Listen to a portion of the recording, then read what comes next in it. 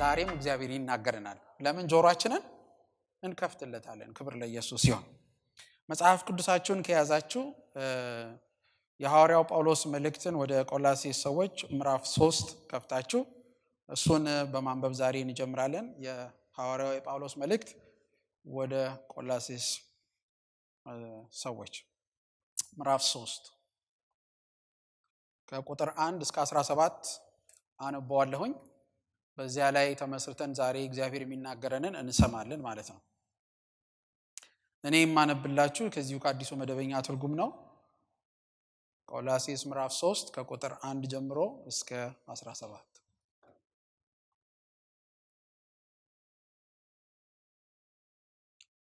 በጌታ ስም አነበዋለሁኝ።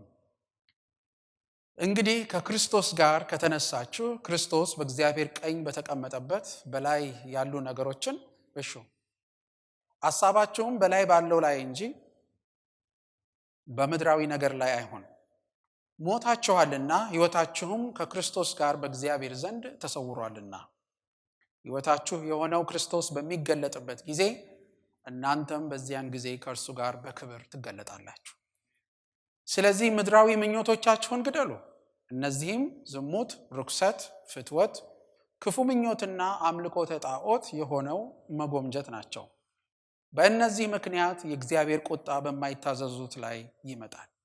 እናንተም ቀድሞ በኖራችሁበት ሕይወት በእነዚህ ትመላለሱ ነበር። አሁን ግን ቁጣን፣ ንዴትን፣ ስድብን፣ ሐሜትንና አሳፋሪ ንግግርን የመሳሰሉትንም ሁሉ አስወግዱ። አሮጌውን ሰው ከሥራው ጋር አውልቃችሁ ስለጣላችሁ እርስ በርሳችሁ ውሸት አትነጋገሩ።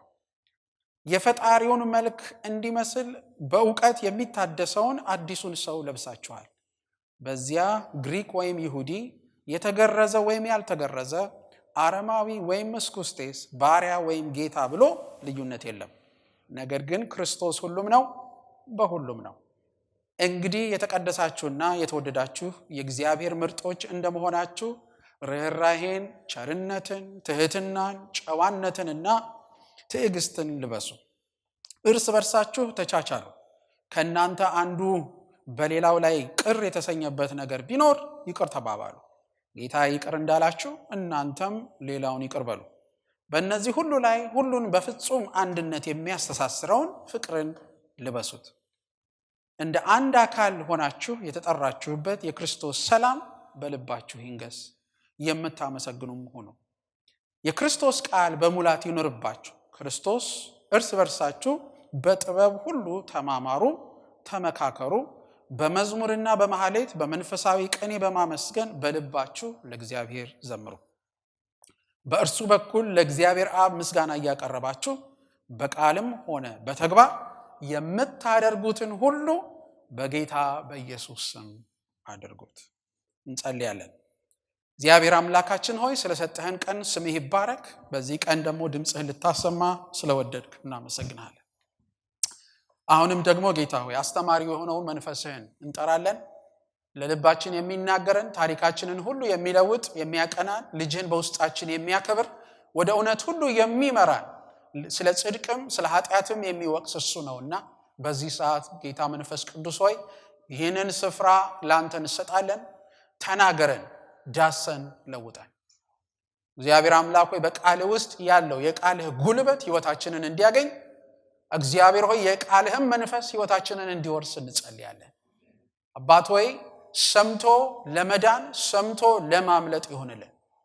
እግዚአብሔር ሆይ ስለ ሁሉ እንባርክሃለን። ስለሰጠህን ጌታ ሆይ ጸጋ ሁሉ ደግሞ በዚህ ጉባኤ ውስጥ እናመሰግንሃለን። በጌታ በኢየሱስ ክርስቶስ ስም አሜን። ጌታ ይባረክ። ይሄ በጣም ቁልፍ መጽሐፍ ምዕራፍ ነው።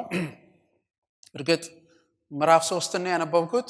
ነገር ግን እንደምታውቁት መጽሐፍ ቅዱስ በባህሪው አንድ ቁንጽል ሐሳብ ይዞ መሄድ አይቻልም። ምክንያቱም መጽሐፍ ቅዱስ ተያያዥነት ያለው ነው ከጥግ እስከ ጥግ። ምክንያቱም ጸሐፊው አንድ ነው፣ ጸሐፊው እግዚአብሔር ነው። ስለዚህ ለምን ስለዚህ ነገር አልከትበትም እያለ ሳይሆን የጻፈው በዓላማ ነው የጻፈው። ክብር ለኢየሱስ ይሁን። ስለዚህ ሁሉ የተያያዘ ነው፣ ታሪክ አለውና ከዛ መንፈስ ውስጥ ሆነን ነው ዛሬ ይሄንን ምዕራፍ የምናየው። እንደ መግቢያ እንዲሆነን የተወሰኑ ሐሳቦችን በመናገር እጀምራለሁ። በመጀመሪያ ደረጃ እግዚአብሔር ነው ብንል በቂ ነው አይደለም? በራሱ እግዚአብሔር ነው። ነገር ግን እግዚአብሔር ደግሞ መንግስት ያለው አምላክ ነው። ይሄንን ስንል ደግሞ እግዚአብሔር ገዢ ነው። መንግስት ስንል እግዚአብሔር ንጉስ ነው ማለት እንችላለን፣ ምክንያቱም መጽሐፍ ቅዱስ ስለሚል።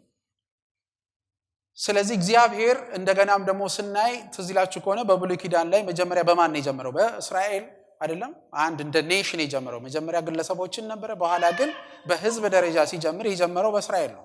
ስለዚህ እስራኤልን ለራሱ ለይቶ ህዝብ አድርጎ እንደጀመረ አንድ መንግስት እግዚአብሔር እንዳቋቋመ እንዲያውም ትዝ ይላችሁ ከሆነ ህዝቡ አንድ ጥያቄ አቀረበ። እግዚአብሔር ሆይ እንደ አሕዛብ ለኛም ንጉስ ሹምልን። እግዚአብሔር ግን ያላቸው ምንድን ነበረ?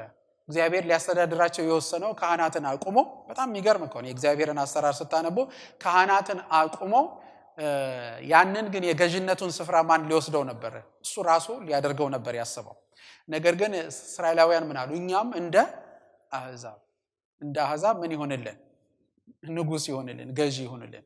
ስለዚህም ምን አላቸው እግዚአብሔር? እርግጠኞች ናቸው ይሄንን የምትጠይቁት? አዎ፣ እሱ እኮ ከተሾመ ምን ያደርጋቸዋል? የፈቀደውን ያደርግባቸዋል፣ ይጨቁናቸዋል፣ ልጆቻቸውን ይነጥቃቸዋል፣ ገንዘባቸውን ይነጥቃቸዋል። ይሄን ሁሉ ይሁን አሉት። አይገርምም? አጠገባቸው ያለውን ሰው ዛሬ የሚሰውርህ በሉት እስቲ ከእንዲህ ያለው ህይወት። ምክንያቱም ታውቃላችሁ ዛሬም እንደዚሁ እንላለን፣ ይሁን በቃ ግድ የለም እንደ ሌሎቹ እንላለን። እግዚአብሔር ላብላሽ ሲል ኖ ገንዘቡን ስጠኝ።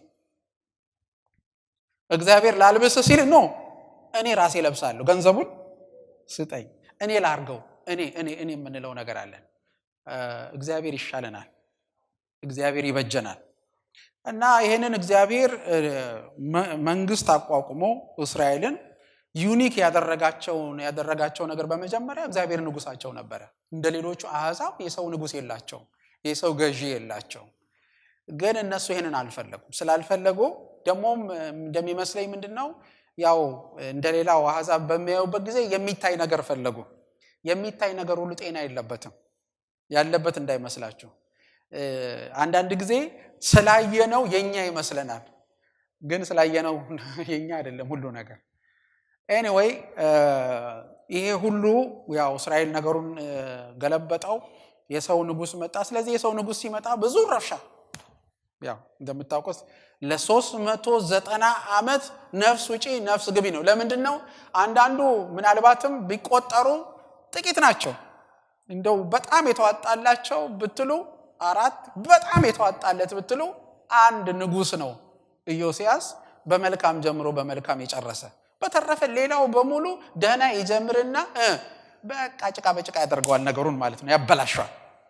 ስለዚህ እንደዚህ ያለ ነገር እየተካሄደ ነበር። የእግዚአብሔር ሐሳብ ግን ለራሱ የተጠራ በስሙ የተጠራ ኔሽን ነበር። የእግዚአብሔር ሐሳብ መንግስት ነበር። ክብር ለኢየሱስ ይሁን። ስለዚህም በአዲስ ኪዳን ላይ ስንመጣ ነገሩን እንደተበላሸ ቆይቶ እያለ ጌታችን ኢየሱስ ክርስቶስ እውነተኛው ዓለም ብርሃን ወደ ምድር ይመጣ ነበረ። ስለዚህ ጌታችን ኢየሱስ ክርስቶስ ወደ ምድር በሚመጣበት ጊዜ መግቢያ ነው እየሰጠኋቸው ያለሁት።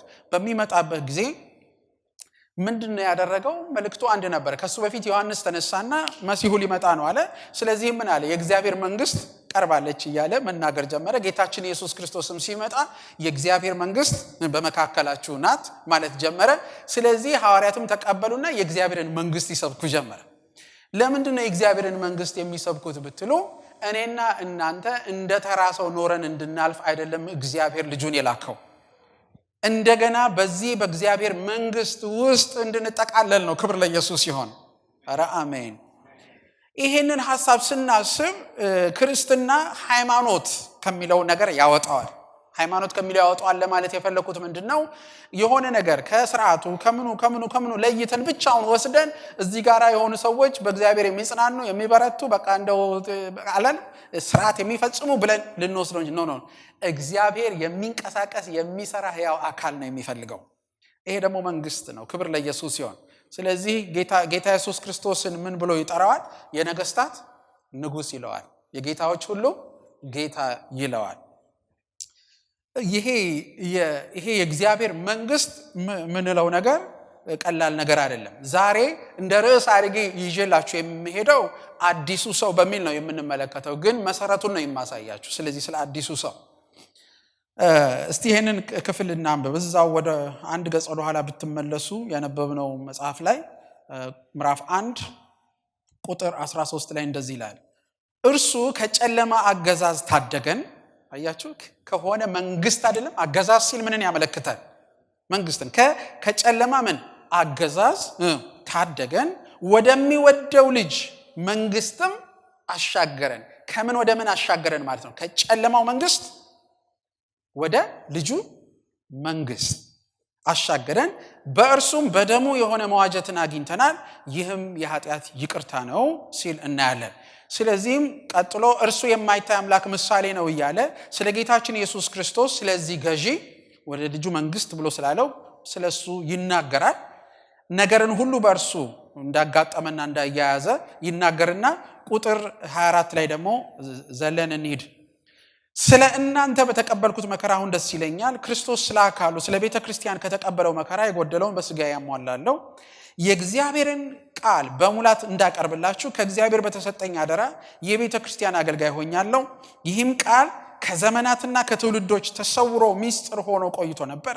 አሁን ግን ለቅዱሳኑ ምን ብሏል? ተገልጧል። ለእነርሱም እግዚአብሔር የዚህ ሚስጥር ክብር ባለጠግነት በአሕዛብ መካከል ምን ያህል እንደሆነ ለማሳወቅ መረጠ። እርሱም የክብር ተስፋ የሆነው በእናንተ ውስጥ ያለው ክርስቶስ ነው። እኛም እያንዳንዱን ሰው በክርስቶስ ፍጹም አድርገን ማቅረብ እንችል ዘንድ ሰውን ሁሉ በጥበብ ሁሉ እየመከርን እያስተማር እርሱን እንሰብካለን። እኔም በብርታት በውስጤ በሚሰራው በእርሱ ኃይል ሁሉ እየታገልኩ ለዚህ ዓላማ እጠራለሁ አለ። ስለዚህ ሐዋርያው የሚነግረን ነገር አለው እዚህ ላይ። የተነሳሁት የምሰብከው ሰው ይድነና በቃ ያበቃል አይደለም። የተነሳሁት የምሰብከው ሰው ከጥፋት ያመልጥና የእግዚአብሔር መንፈስ ይሞላዋል ብቻ አይደለም። የምናገረው ነገር አለኝ። የምናገረው ነገር ምንድነው? እግዚአብሔር ወደ ልጁ መንግስት አፍልሶናል። ስለዚህ በዚህ መንግስት ውስጥ ደግሞ እንዴት አድርጋችሁ ልትኖሩ እንደምትችሉ ለዚህ ዓላማ ጉዳይ ስለዚህ ዓላማ ጉዳይ አስተምራችኋለሁ፣ እመክራችኋለሁ አለ። ስለዚህ የእግዚአብሔር መንግስት ከመጣ እግዚአብሔር ወደ መንግስቱ ካስገባን በመንግስቱ ውስጥ ደግሞ ምን አለ ማለት ነው? ዜግነት አለ። ክብር ለኢየሱስ ይሁን። ስለዚህ መጽሐፍ ቅዱሳችን በሁለተኛ ቆሮንቶስ ምዕራፍ 5 ቁጥር 17 ላይ ምን ይላል? ማንም በክርስቶስ ቢሆን አዲስ ፍጥረት ነው የሚል ቃል አለ። ማንም በማን ቢሆን? በክርስቶስ ቢሆን። ቆላስያስ ላይ ምን አለ? ሚስጥሩ የክብር ተስፋ ያለው ክርስቶስ በእናንተ ዘንድ መሆኑ ነው አለ። ሁለተኛ ቆሮንቶስ ላይ ደግሞ ምን ይላል? ማንም በማን ቢሆን? በክርስቶስ ቢሆን አዲስ ፍጥረት ነው፣ አሮጌው ነገር ሁሉ አልፏል፣ እነሆ ሁሉም ምን ሆኗል? አዲስ ሆኗል ይላል። ስለዚህ አንድ ዜግነት የሚጠይቀው ማንነት አለ ማለት ነው። ክብር ለኢየሱስ ይሁን። ማንኛውም ስለዚህ እንደመጣን እንግባ እንጂ እንደገባን ሆነን አንቀጥልም። አሜን። እንደመጣን ነው እግዚአብሔር ወደ መንግስቱ የሚቀበለን። ተስተካክለህና አይደለም የሚልህ፣ እንዳለህናና እኔ አስተካክልሃለሁ ነው የሚልህ። ግን እንደገባን እንደዛው አይደለም የምንቀጥለው፣ በአዲሱ ማንነት ነው የምንቀጥለው። አሜን ነው። ስለዚህ ይሄ ስለዚህ አዲስ ሰው በእግዚአብሔር መንግስት ውስጥ ስለሚቆመው ስለዚህ አዲስ ሰው ነው ዛሬ እንድንነጋገር ይዤ የመጣሁላችሁ ማለት። ይሄ አዲስ ሰው እንዴት ነው ሊኖር የተገባው የሚለውን ነው። እና ክርስትና ማለት መቀደስና ማስቀደስ፣ ማምለክና ማስመለክ፣ መስበክና ሌሎች እንዲሰሙ ማድረግ አይደለም። ክርስትና ማለት በዚህ መንግስት ውስጥ መኖር ነው። ክብር ለኢየሱስ ይሁን። አሜን ነው። እግዚአብሔር ስሙ የተባረከ ይሁን። ስለዚህ አራት ዋና ዋና ነገሮች አይተን ፈጠን ብለን እነዚህን እንጨርሳለን። የመጀመሪያው ነገር ስለ አዲሱ ሰው ነው የምንነጋገረው። የአዲሱ ሰው መሻት ምንድነው? ዛሬ ከተካነበብነው ክፍል ውስጥ እናያለን። የአዲሱ ሰው መሻት ምንድነው? ሁለተኛው የአዲሱ ሰው እርምጃ ምን ይመስላል? የአዲሱ ሰው እርምጃ እና አካሄድ ምን ይመስላል? ሶስተኛው ደግሞ የአዲሱ ሰው ልብስ ምንድነው? አራተኛው ደግሞ የአዲሱ ሰው አገልግሎት ምን ይመስላል? እስቲ እኔ በክርስቶስ አዲስ ፍጥረት ሆኛለሁ የሚላል እዚህ ጉባኤ? እስቲ በክርስቶስ አዲስ ነኝ በሉ። በክርስቶስ አዲስ ፍጥረት ነኝ በሉ እስቲ። ስለዚህ አሁን ምንድነው የሚለው መጽሐፍ ቅዱስ ሲናገር ገላትያ ምዕራፍ 5 ላይ አርነት ወጣችኋል፣ ነፃ ወጣችኋል። ተመልሳችሁ በባርነት ቀንበር አትያዙ ይላል። ምን ማለት ነው? የድሮ ስርዓት እንደገና እናንተ ላይ አይሰልጥን። እስቲ አምልጫለሁ በሉ። ያመለጣችሁ ሰዎች እስቲ አምልጫለሁ በሉ። በማን አምልጠናል? በክርስቶስ አምልጠናል። ያመለጥንበት ሰፈር አገዛዝ እንደገና አይምራን። ግልጽ ነው። ያመለጥንበት ሰፈር አለ። ያስመለጠናል ጌታ። አፍልሶናል። ክብር ለኢየሱስ ይሁን። በደሙ ስልጣን አፍልሶኛል። አሁን ተመልሼ በድሮ አገዛዝ ስር ብኖር ትርጉም የለውም። እኔ አሁን አዲስ ሰው ነኝ በክርስቶስ። ስለዚህም ይሄንን ካለን እንደ አዲሱ ሰው መኖር ማለት ምን ማለት ነው የሚለውን ነው ማለት ነው። በእነዚህ አራት ሐሳቦች ውስጥ ቀልጠፍ አድርገን የምናየው ይሄንን ነገር እናውቀዋለን ወይስ አናውቀውም አይደለም። በዚህ ቃል ግን ህይወታችንን እንፈትሽና እንመዝን። እንደዚህም ቃል እግዚአብሔር ሕያው ያድርገን። አሜን። እኔ አንዳንድ ጊዜ የሚገባኝ ነገር ይሄ ነው። ማንም በሩጫ ላይ ሁሉም ሲሮጥ ኮቾች አሉ። አሁን ሯጮችን የሚያሰለጥኑ አይደለም እና ኮቹ በየቀኑ የሚነግራቸው ነገር የተለያየ ነገር አይደለም አይደለም። የተለያየ ነገር ብዙ አዲስ ነገር አያወራቸውም በየቀኑ። ያንኑ ነው የሚነግራቸው። ለምን መሰላችሁ? መስመራቸውን እንዳይለቁ፣ የያዙትን ነገር እንዳይለቁ፣ የቆሙበትን ነገር እንዳይለቁ፣ የጀመሩትን ነገር ከፍጻሜ እንዲያደርሱ ነው። ለምንድን ነው አዲስ ነገር መስማት የምትፈልገው በሉት። አጠገባችሁ ያለውን ሰው ደግሞ ሊነግርህ ነው በሉት እስቲ። እንድትድን በሉት እስቲ። አይደል እንዴ? ምክንያቱም ይኸውላችሁ አዲስ ነገር የሚያምራቸው ግሪኮች ናቸው። የግሪክ መንፈስ አሁን የሚልቀቀህ በሉት። አጠገባችሁ ያለውን ሰው ሐዋርያው ጳውሎስን 4 ሳምንት አድክመውታል ግሪኮች። አቴንስ ገብቶ ሐዋርያው ጳውሎስ እንደሌላው ቦታ መስሎት አንድ ቦታ ጀመረው መልእክቱን። ሲጀምር ችግር የለባቸውም። ዋው አሉ። እኛ ብዙ መልእክቶች አሉን። አዲስ አመጣህልን ቴንክ ዩ ኖ በሚቀጥለው ሳምንት ናና እስቲ ደግመህ ትነግረናለህ። ይሄ የነሱ ኮርት አላቸው የሚሰበሰቡበት እነዚህ ፈላስፋዎች። ስለዚህ እና ትንሽ ሰውም ጨመር አለ፣ ትንሽ ጉባኤው ሞቅ አለ፣ ቀጠለ። በሚቀጥለው ሳምንት በጣም የሚገርም ነው። ይሄን ነገር ፍጻሜውን ገና ማወቅ ስለምፈልግ እስቲ በሶስተኛው ሳምንት ደሞ ናና ንገረን። ከዛ በሶስተኛው ሳምንት ደሞ መጥቶ ሲነግራቸው ሐዋርያው ጳውሎስን በስጨት እያለ መጣ። ምን ይላል እግዚአብሔር ቃል ሲናገር? መንፈሱ ተበሳጨበት ይላል። ግሪክ ውስጥ ነው መንፈሱ የተበሳጨው። ለምን? የፈላስፋ ሀገር ነው። ዕውቀት፣ አዲስ ዕውቀት ደስ ይላቸዋል። ከዛ አራተኛ ሳምንት ሄደና ነገራቸው። መጽሐፍ ቅዱስ ምን እንደሚል ታውቃላችሁ? በዚያ በግሪክ ሀገር ውስጥ ጥቂቶች አመኑ ይላል። ሐዋርያው ጳውሎስ ሲገባ በጀማ ነው እያፈሰ ነበር ብዙዎችን ወደ ክርስቶስ የሚመራው። እዛ ግን ጥቂቶች ወደ ክርስቶስ ተጨመሩ። ለምን? በየሳምንቱ አዲስ ነገር ለመስማት የሚፈልጉ። አጠገባቸው ያለውን ሰው እግዚአብሔር ከዚህ ይጠብቅህ በሉት። አዲስ ነገር ሳይሆን የሚያድንህ ነገር ነው የሚያስፈልገህ በሉት። የሚያድን እኮ ነገር ነው የሚያስፈልገን፣ አዲስ ነገር አይደለም። ስለዚህ ዛሬ የአዲሱ ሰው ማንነታችንን ተላብሰን እንቆማለን። አሜን። ስለሱ እናያለን ማለት ነው። የመጀመሪያው እንግዲህ ምንድነው የሚለው? የአዲሱ ሰው መሻት ብለናል። እሱ ነው የምናየው። የአዲሱ ሰው መሻት ምንድነው?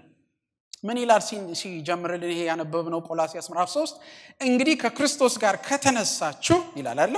ክርስቶስ በእግዚአብሔር ቀኝ በተቀመጠበት በላይ ያሉ ነገሮችን እሹ ይላል። የመጀመሪያው ነገር ምን ይላል እዚህ ላይ ሲናገር? ከክርስቶስ ጋር ምን ካላችሁ? ከተነሳችሁ። ማንም ቢሆን አሁን በደንብ እንድትሰሙኝ ይፈልጋለሁ። ማንም በላይ ያለውን ነገር መሻት በቀላሉ አይችልም። ይሄን ማወቅ አለባችሁ። እኔ ገና ለገና እግዚአብሔርን ስለፈለኩት እፈልገዋለሁ ማለት አይደለም። ገና ለገና እኔ እግዚአብሔር ሲሉኝ ይሄ ነገር ደስ ይላል ስላልኩኝ እግዚአብሔርን የሚሻ ህይወት ይኖረኛል ማለት አይደለም። በሌላ ቋንቋ ምን ማለት ነው? ሰው ከክርስቶስ ጋር ሞቶ ካልተነሳ ይሄንን መሻት በውስጡ ሊያገኘው አይችልም። ምክንያቱም መጽሐፍ ቅዱሳችን ሲናገር መፈለግንም ማድረግንም በእኛ የሚሰራ ይላል። ክብር ለኢየሱስ ይሁን።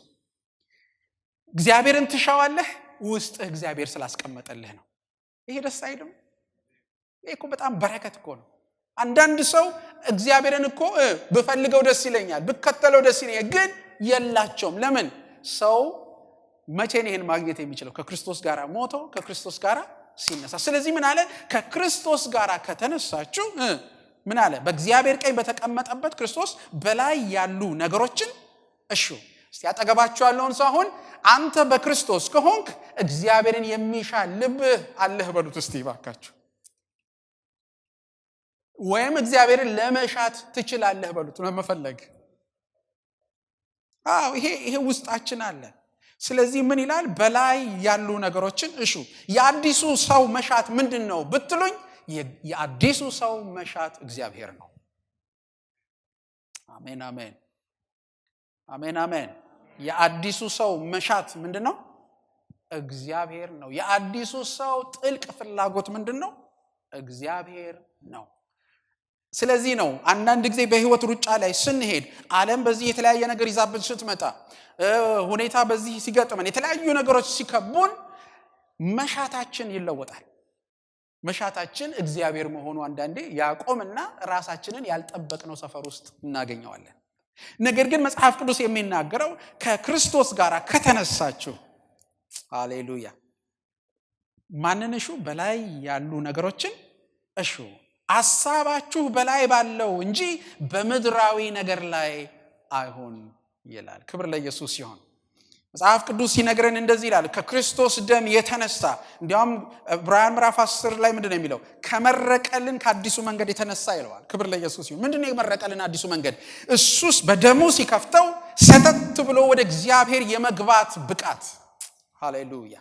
ይሄ ተሰጠ ማለት ቀላል ነገር አይደለም። ደሙ ነው እንጂ ይዞ የገባው በገዛ ራስ ልትገባ አትችልም። ይሄን ማወቅ አለባችሁ። እኔን ወደ እግዚአብሔር ፊት የሚያቀርበኝ ንጽህናዬ አይደለም፣ ችሎታዬም አይደለም። እኔን ወደ እግዚአብሔር ፊት የሚያቀርበኝ ጥሩ ድርጊቶቼም አይደሉም። እነዚህ ሁሉ ነገሮች ቢኖሩ እንኳን መቅረብ አልችልም። የሚያቀርበኝ ደሙ ነው። ለዚህ ነው በስጋው መጋረጃ በኩል ወደ እግዚአብሔር መግባት አለን ይላል። ደሙን ይዘን ነው የምንገባው። ክብር ለኢየሱስ ይሁን። ወደ ውስጥ መግባትና እግዚአብሔርን መፈለግ የሚችል ህይወት ነው አዲሱ ሰው የተላበሰው። አሜን። ስለዚህ በውስጤ እግዚአብሔርን የሚፈልግ አዲስ ሰው አለ ማለት። አዲሱ ሰው የሚለው እሱ ነው። በላይ ያሉ ነገሮችን እሹ ካለ በኋላ ተመልከቱ ቁጥር 2፣ ሐሳባችሁ በላይ ባለው ላይ እንጂ በምድራዊ ነገር ላይ አይሆን ይላል። ተመልከቱ፣ መንፈሳችንን ሕያው አድርጎ ወደ እግዚአብሔር ህልውና እንድንገባ የፈቀደልን እግዚአብሔር ምን ይላል? አሁን ሐሳባችሁን ደግሞ የታድርጉት በላይ አድርጉት። ክብር ለኢየሱስ ይሁን። መንፈሳችን ላይ መንፈስ ቅዱስ ስለሚያድር ሁሉ ጊዜ መንፈሳችንን ሕያው አድርጎት ይኖራል ከክርስቶስ ሥራ የተነሳ። አሜን። መንፈስ ሕያው ነው ማለት ሌላ ነገር እንዳይመስላችሁ። መንፈስ ሕያው ነው ማለት ዱብ ዱብ ይላል ማለት ሕያው ስንል የሚንቀሳቀስ መንፈስ ሕያው ነው ሲል ምን ማለት እንደሆነ ታውቃላችሁ? ለእግዚአብሔር ክፍት ነው። እግዚአብሔር ጋራ መገናኘት ይቻላል ማለት ነው። ክብር ለኢየሱስ ይሁን። ትዝ ይላችሁ ከሆነ ከዚህ በፊት መንፈሳችን ሙት ነበር ይላል። ሙት ነበር ምን ማለት ነው? ከእግዚአብሔር ጋራ ሊገናኝ አይችልም። አሁን ግን መንፈሳችን ምንድነው? ሕያው ነው ሲል ምን ማለት? ከእግዚአብሔር ጋራ መገናኘት ይችላል። ይሄ ማለት እኮ ነው ሕያው ማለት እንጂ ሕያው ማለት ሊሆነ የሚንቀሳቀስ ዱብ ዱብ በዛዚ የሚሮጥ ልጅ እንደምናየው አይደለም እኮ። ሕያው የሚለው ምንድነው? መንፈሴ ከእግዚአብሔር ጋራ ህብረት ማድረግ። ዋው! ክብር ለኢየሱስ ይሁን። ይሄንን በምኑ ነው ያገኘነው? በደም። ስለዚህ አሁን ምንድነው?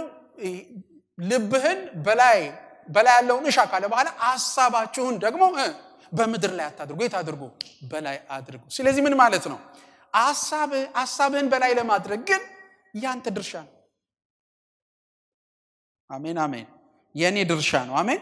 ምን ይላል ሲናገር? በላይ ያሉትን ነገሮች እሹ ካለ በኋላ ሐሳባችሁን በላይ ባለው ላይ እንጂ በምድራዊ ነገር ላይ አይሆን። ሐሳብ ስንል ወዲያውኑ አንድ ነገር ይገባል ማለት ነው። እዛው ፎርሙላ ውስጥ ይገባል። ምንድነው የሚገባው? የኔ ፈቃድ። ሐሳብ ካልኩኝ ምን ያለ እዛው ውስጥ? ፈቃድ አለ። ፈቃድ በእኛው ሐሳብ ውስጥ አለ። ለዚህ ነው ማናችሁንም ላስገድዳችሁ አልችልም። እሺ ተመልከቱ። ሰው ወዶ ሊከተለን ይችላል። ስለዚህ ወዶ የተከተላችሁን ሰው ተከተለኝ እያላችሁ አትጨቀጭቁትም። በግድ የምታስከትሉትን ሰው ግን ሁሉ ቀን በግድ ማስከተል አለባችሁ። ለምን? ሐሳቡን ማንም ሰው ሊጫነው አይችልም። ሐሳብ ነፃ ነገር ነው እግዚአብሔር የሰጠን። ስለዚህ ሐሳባችንን የት እናድርገው ነው የሚለው። በምድራዊ ነገሮች ላይ ሳይሆን እርሱንም የት እናድርገው? በላይ ባለው። በጣም የሚገርም ነገር ነው። መንፈሳዊያን ነን እኛ። እስቲ አንዴ መንፈሳዊ ነኝ በሉ በክርስቶስ ይሆናችሁ። መንፈሳዊ እንዳንሆን የሚያደርገንና የሚዋጋን የመጀመሪያው ትልቁ ችግራችን ሌላ ነገር አይደለም፣ ሐሳባችን ነው። ሐሳባችንን የት አድርጉት ነው የሚለው በላይ። ዋው!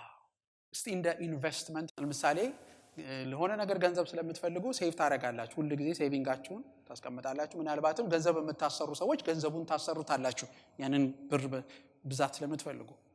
ሐሳባችን ላይ ኢንቨስት ብናረግስ? ሐሳባችን ላይ ዘር ብንዘራ? ምክንያቱም ይሄ ሐሳብ የማያበቅለው ነገር የለም፣ የዘራችሁበትን ነገር ያበቅላል። ብንዘራስ? እግዚአብሔር የሚለው ምንድነው? ኢንቨስት አድርጉ ሐሳባችሁ ላይ። ምን ኢንቨስት አድርጉ? በላይ ያለውን ነገር። let me tell you something። ክርስትና የሁድ ህይወት አይደለም። ክርስትና የሁል ጊዜ ህይወት ነው። ዕለታዊ ህይወት ነው ክርስትና። አሜን። ስለዚህ ምን ማለቴ ነው? መንፈሳዊ ነገር ማሰብ የምጀምረው ወደ ቤተክርስቲያን ስመጣ አይደለም፣ ወደ ጸሎት ስፍራ ስመጣ አይደለም። መንፈሳዊ ነገር ማሰብ የአዲሱ ሰው ባህሪ ነው። ኧረ አሜን። ይሄ ውስጣችን ያለ አዲሱ ሰው ለዚህ የተዘጋጀ ስለሆነ አእምሮአችሁንም አሰልጥኑት ነው የሚለው። ለዚህ እዚህ ሀገር ምን እንደሚያደርጉ ልንገራችሁ። በተለይም ይሄን ሀገር ስል ሌላውና ይሄ ሀገር መጥፎ ሌላ ሀገር ጥሩ ነው ለማለት አይደለም። ስለ ኢንፎርሜሽን ላወራ ስለፈለኩኝ ነው። በገፍ ኢንፎርሜሽን የሚገኝበት ሀገር ስለሆነ ይሄ ሀገር ምን እንደሚያረጋችሁ ታውቃላችሁ? አንዳንድ ጊዜ ኢንፎርሜሽን ሲበዛ አእምሮአችንን ያዝረከርከዋል። የተከፈተ አጥር የሌለው ግቢ ታውቃለህ? የመጣው ሁሉ የሚረግጠው፣ የመጣው ሁሉ የሚገባበት፣ ማንም ምንም ተናግሮ ኖት መፍጠር የሚችልበት አለ። ምክንያቱም አጥር የለውም። አእምሮአችን ዝም ብሎ በዚህ በኢንፎርሜሽን ዎር ጦርነት እኮ ነው ታውቃላችሁ? ይሄ ኢንፎርሜሽን ጦርነት። ምክንያቱም ሳትፈልገው ዘሎ አእምሮ ውስጥ የሚገባበት መንገድ ብዙ ነው በዚህ ዘመን እና ሳትለው ይመጣልሃል። እንደው እኮ በምንም እንዳናመልጥ እኮ ነው ያደረጉን። በምንም በዚህ ዘመን እኔ በጣም ነው የሚያስገርመኝ። ይሄ ሚዲያውን የምታየው ሄደት ራሳችን ፈቅደን የምንከፍተውን ኢንተርኔትና ቲቪ ምናምን ተውትና መንገድ ላይ እንኳን ብትሄድ የተለጠፈ ቢልቦርድ ያገኛል። ምክንያቱም ምንድነው የኢንፎርሜሽን ሀገር። ኢንፎርሜሽን መጥፎ ነው ማለት አይደለም፣ ግን ያዝረከርከዋል አእምሮአችንን። ለምን? የፈቀድነውን ብቻ እንዳንከት ብዙ ነገር ይቀርብልናል። መጽሐፍ ቅዱስ ምን ይላል? ሐሳብህን የታርገው በላይ። አንተ በላይ ልትል ስትል በላይ አይደለም፣ እንዲያውም ጉድጓድ ነው የሚያወርድ። ይሄ ዎር ነው፣ ውጊያ ነው። የአዲሱ ሰው ባህሪ ግን ምንድነው? አእምሮውን መጠበቅ ነው። ሃሌሉያ፣ ክብር ለኢየሱስ ይሁን። አሜን። ጌታችን ኢየሱስ ክርስቶስ ምን አለ? ከምትሰሙት ምን በሉ? ተጠበቁ አለ ሲናገር። ተጠበቁ። አእምሮን የመጠበቅ ጉዳይ ነው ይሄ። በአእምሮአችን ላይ የሚነሳው ጦርነት ቀላል አይደለም። መንፈሳዊነታችንን ባንዴ ታች የሚጥልብን ነገር የአእምሮ ውጊያ ነው። አጠገባችሁ ያለውን ሰው የሰማውን ሁሉ አታስተናግድ በሉት። የምትሰማውን ምረጥ በሉት። አዎ፣ አንዳንዱን ዝጋው በሉት እስቲ ባካችሁ። አጠገባችሁ ያለውን ሰው የሚናገረው፣ ሚዲያ የሚናገረው፣ ወረቀት የሚናገረው፣ ምን የሚናገር ዝጉት። አንዳንዱ አይጠቅምም። ለምን? አእምሮአችንን ከመንፈሳዊነት ያጎላል። ይሄ ይውላችሁ እዚህ ላይ ሐሳባችሁ በላይ ባለው እንጂ በምድራዊ ነገር ላይ አይሆን ሲል ምርጫ ተሰጥቷቸዋል፣ አቅም ተሰጥቷቸዋል። ውስጣዊው ሰው ብርቱ ነው፣ መንፈስ ቅዱስ በውስጡ አለ። ስለዚህ ምን በል? አእምሮህን አሰልጥነው በላይ ያለውን ማሰብ። ዋው! እንዲያውም በአንድ ስፍራ ላይ መንፈሳዊ አእምሮ የሚል ቃል አለ መጽሐፍ ቅዱሳችን ላይ። ለካ ክርስቲያኖች ሆነን አእምሮአችን አንዳንዴ መንፈሳዊ አይሆንም። ሰማችሁኝ? አእምሮአችን ምን አይሆንም? መንፈሳዊ አይሆንም። መጽሐፍ ቅዱስ ግን አእምሮአችን ምን እንዲሆን ይፈልጋል? መንፈሳዊ። ትሬን አድርጉት አእምሮአችሁ። ክብር ለኢየሱስ ይሁን። ስለዚህ የአዲሱ ሰው መሻት ምንድነው? እግዚአብሔር ነው። የአዲሱ ሰው መሻት ምንድነው? በላይ ያለው ነው። የአዲሱ ሰው መሻት ምንድነው? የእግዚአብሔር መንግስት ነው። ታዲያ ምን እንዲገዛው ይፈቅዳል? አእምሮን የሚያስበው በላይ ያለው የሚሻው ነገር። ሰው ማንን ይመስላል ብትሉ የሚያሳድደውን ነገር ይመስላል። አማቹኝ ሰው ማንን ይመስላል? እስቲ ለማንኛውም አጠገባችሁ ያለውን ሰው እዩት፣ ምንም አትበሉት። ምን እንደሚመስል አምላክ ይወቀው። ሰው ግን ምን ይመስላል? የሚያሳድደውን ይመስላል። ነገር የሚያሳድድ ገና ስታዩት ይናገራል ፊቱ ነገር ያለው እውነቴን ነው የምነግራችሁ። ሰው ማንን ይመስላል? የሚያሳድደውን ነገር ይመስላል። ማንነታችንን የሚቀርጸው ነገር፣ የምንከታተለው ነገር፣ አእምሯችንን እንዲገዛ የፈቀድንለት ነገር ነው። ሌላ ነገር ሊመጣ አይችልም። ከዚህ በፊት ሰሞኑን ስንጫወት ነበር ከወንድሜ ጋርና ከእቴ ጋር እንደዚህ ተሰብስበን ሊሻም ነበርችና ስንጫወት ነበርና አንድ ዘመን ላይ የሆነ ነገር አለና ሰውየው ደጋግሞ የሚሰማው ዘፈን አለ። ለካ በመኪናው ሲሄድ ማለት ነው። ይሄ በመኪናው ሲሄድ እሱን ዘፈን ይሰማል። ዘፈኑን ለመስማት ብሎ ሳይሆን ዜና ለመስማት ሲከፍት ዘፈኑ መጀመሪያ ይመጣል። ስለዚህ አንድ ቀን ለጸሎት ሲንበረከክ ሁላችንም ተሰብስበን ለጸሎት ሲንበረከክ ያንጎራጉራል። ዜማውን ያንጎራጉራል። የሚያንጎራጉረው ለካ እዛ ሲጠጣ የከረመው ዘፈን ነው። እና እሱ ምንም ያን ያክል አደንዝዞታል። አይገርማችሁ? ላይክ ማለትም ምንድነው አንዳንድ ጊዜ ዜማ ችግሩ ምንድነው ሪዝኒንግህን ያልፋል። ስለዚህ አልፎ ስለሆነ ምንም አይታውሱ ተንበርክኮ በዜማ የሚያንጎራጉረው አልነግራችሁም። ዘፈኑን እዚህ አልነግራችሁም። አውቀዋለሁ ግን አልነግራችሁም። እኔ ዘፈን ማውጅበት ቤት አይደለም። ግን ያንን ዘፈን እያለ ነውና ሲነቃ እንዴ ጋሼ እየዘፈንክ እኮ ነው ሲባል በፍጹም አላወቀም። ሲጠጣው ኖሮ ማለት ስጠጣ የከረምከው ምንድነው በለው እስቲ። ትልቅ ከሆነ ሲጠጣው የከረሙት ምንድነው ብላችሁ ታውቃላችሁ። አእምሮን መንፈሳዊ የምናደርገው በመንፈሳዊ ማንነታችን ትሬን እያደረግን የእግዚአብሔርን ነገር እንዲያስብ እያደረግን ነው። ልንገራችሁ፣ መንፈሳዊ መሆን ከባድ ነገር አይደለም። ለምን? ብቃቱ ተሰጥቶናል። ኧረ እባካችሁ አሜን በሉ። ተሰጥቶሃል። እርሱን ትመስል ዘንድ ተሰጥቶሃል። ይሄ በረከት አይደለም እንዴ? ምን ያርግልን እግዚአብሔር ይሄንን ብቃት ሲሰጠን? ከዚህ በላይ ምን ያርግልን? ግን አእምሮአችንንም ደግሞ በላይ ያለው ነገር እንዲያስብ። ስለዚህ የአዲሱ ሰው ማንነት ምንድነው ስትሉ መንፈሱ ያው መሆኑ ብቻ ሳይሆን አእምሮውም ደግሞ ሰማያዊ ነገር ላይ የተወረሰ ነው ማለት ነው። ክብር ለኢየሱስ ይሁን። ስለዚህ ዛሬ የምጠይቃችሁ አንድ ነገር፣ ለምንድነው እኔ መጽሐፍ ቅዱሴን የማነበው? መጽሐፍ ቅዱሴን የማነበው አእምሮዬ በእግዚአብሔር ነገር እንዲወረስ ነው። ለምንድነው ለመንፈሳዊ ነገር ጆሮቼን የምከፍተው? በመንፈሳዊው ነገር እግዚአብሔር አእምሮዬን እንዲያድስልኝ ነው። ይሄንን ግን ሳናደርግ እንቀርና ከዛ የሰፈር ወሬ የመንደር ወሬ እናወራለን ሳንፈልግ። ለምን? የጠጣነው ነው፣ የከረምንበት ነው። ነካስ ያደርጓችሁ ዘሎ የሚወጣው ነገር ምንድነው? ፖለቲካ። ዘሎ የሚወጣው ነገር ምንድነው?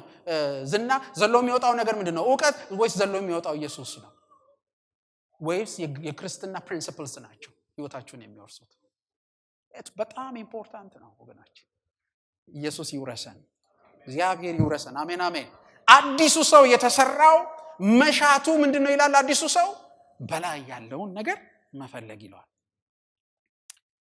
ምን ይላል ሲናገር? በምድራዊ ነገር ላይ አይሁን ይላል።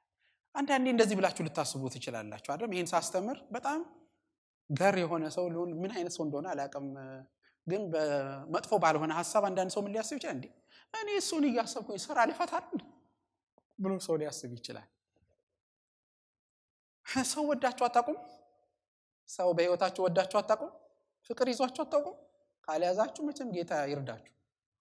ሁሉ ሰው ግን ፍቅር ይዞታል በሆነ ጊዜ ላይ።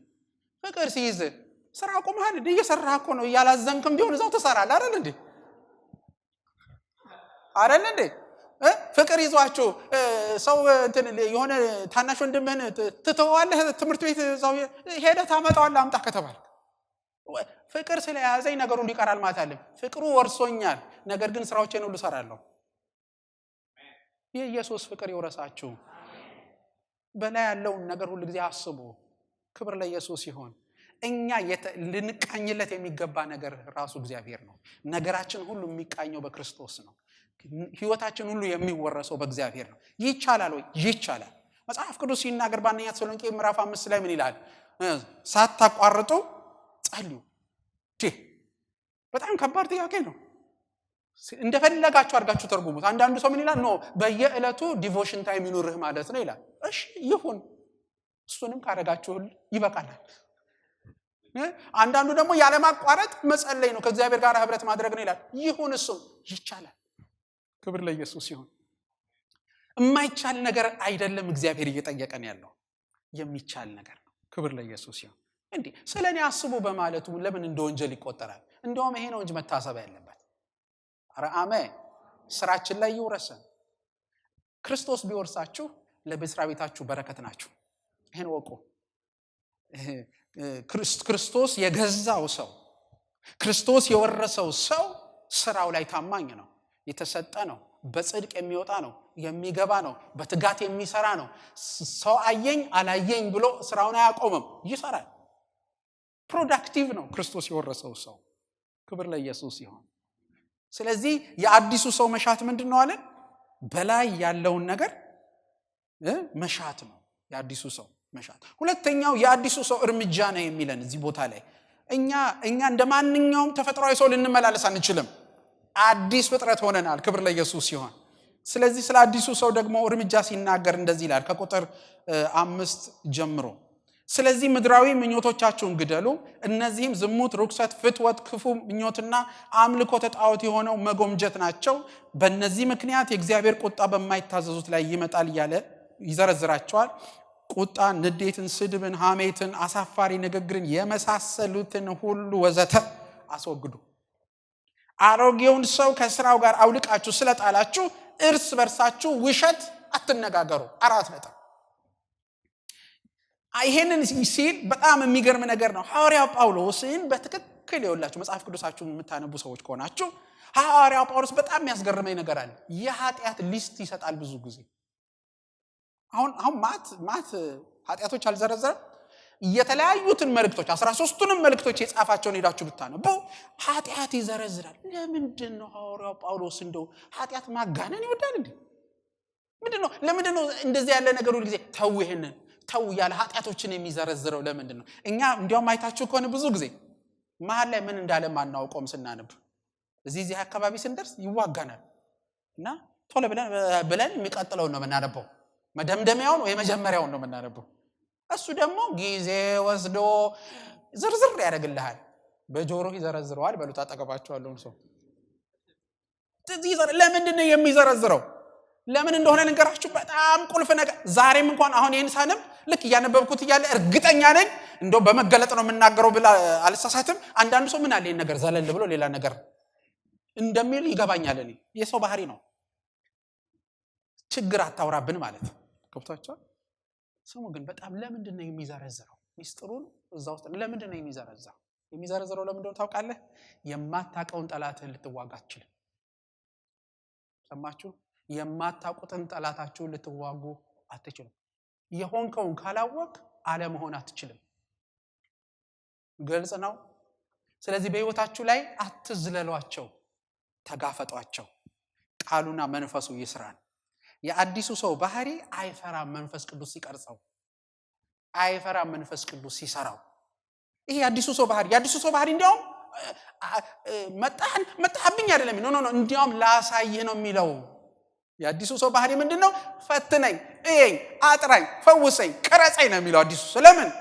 ምክንያቱም የመንግስት ጉዳይ ነው። የጠራ ህይወት በመንግስቱ ውስጥ እንድንኖር ነው። ክብር ለኢየሱስ ይሁን። የመንግስቱን ዓላማ እንድንፈጽም ነው እንጂ ይሄ በጓሮ ገብቶ በጓሮ መውጣት፣ ይሄ ህይወት የአዲሱ ሰው ባህሪ አይደለም። አጠገባችሁ ያለውን ሰው አትሸፋፍ ነው ግለጣው በሉት። የሚፈውስ አባትህ የሚፈውስ ነው በሉት። ስለዚህ እዚህ ላይ ይዘረዝራቸዋል። ዝሙት፣ ርኩሰት፣ ፍትወት፣ ክፉ።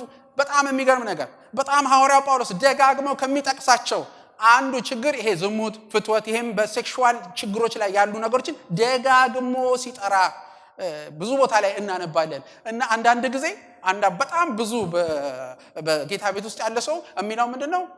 ገና እንደዚህ አይነቶቹን ሊስት ሲጀምር ኦኬ ዝለለው እያለ ነው የሚሄደው። ልክ አዚፍ ምንም ነገር እንደማይሆን። አንድ ነገር ልንገራችሁ፣ ይሄን ሁሉ ጊዜ ሲጻፍ የተጻፈበት ምክንያት አለው። ለምን? ችግር ስላለ። ችግሩን መሸሽ አይደለም መፍትሄው። ችግሩ ፊት ቆመን እንዲፈውሰን ነው እግዚአብሔር። የሚያስፈልገው። ኧረ አሜን በሉ ባካችሁ። ክብር ለኢየሱስ ይሁን። ስለዚህ እዚህ ላይ ተመልከቱ። ይኸውላችሁ ዝሙት፣ ርኩሰት የሚለውም ተያያዥነት አለው። ፍትወት ተያያዥነት አለው። በሶስት ቃላት ይገልጸዋል። ከዚህ አካባቢ ያለውን ነገር ለምንድን ነው ብትሉ እግዚአብሔር ይሄ ነገር በውስጣችን ሊቀመጥ የሚችል ችግር ስለሆነ ሊነቅረው ስለሚፈልግ፣ አዲሱ ሰው በእነዚህ ነገሮች መጠመድ ስለሌለበት። በነገራችን ላይ ልንገራችሁ አንድ ነገር፣ ማንኛውም ገልጬ ልናገር ይቅርታ፣ ሴክሹዋል ሴን ማንኛውም ፍትወታዊ የዝሙታዊ ኃጢአቶች እንደዚህ ተያያዥነት ያላቸው ነገሮች የት ነው የሚጀምሩት ብትሉኝ ገላችሁ ላይ ሳይሆን አእምሯችሁ ላይ ነው። ይሄንን ወቁ። ላስተምር ዛሬ አእምሯችሁ ላይ ነው የሚጀምረው። እዚህ ከተሸነፈ የለም፣ እዚህ ካልተሸነፈ ግን ይወርሰናል፣ አካላችንን ሁሉ ይዛል። ሰው ሲያስበው ነው ችግር ላይ መውደቅ የሚጀምረው። አጠገባችሁ ያለውን ሰው የማሰብ ምርጫ ተሰጥቷል በሉት። አዎ፣ ወይ ርኩሱን ማሰብ ወይ ቅዱሱን ማሰብ በሉት አጠገባችሁ ያለውን ሰው። ቅድም ነገርኳችሁ አንድ ነገር። አሁን ለምሳሌ አንድ ወንድም እንደዚህ ያለኝ አንድ ኧረ በለው የሆነ ነገር ብሎ ዩቲዩብ ላከልኛል አንድ ወንድም እና ያ አይልም በጣም ጥሩ ነገር ስለ ክርስትና የሆነ ነገር ነው። እሱን ላይ እኔ እከፍታለሁ አለ። በጎን ሴትዮዋ ወጣች አለ። እዚህ እኔ በሰላም ሀገር ዘጋውታል ደግጬ።